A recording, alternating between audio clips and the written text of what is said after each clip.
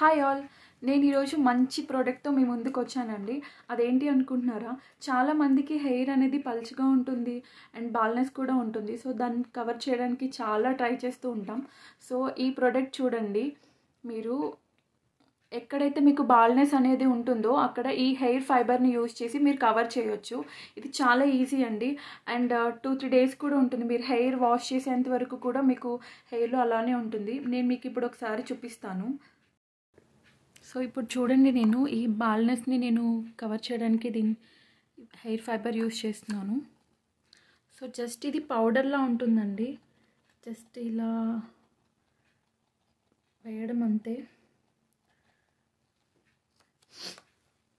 చూడండి, మొత్తం హెయిర్ ఉన్నట్టే ఉంది కదా. సో దీనివల్ల ఏమీ సైడ్ ఎఫెక్ట్స్ ఏమీ ఉండవండి.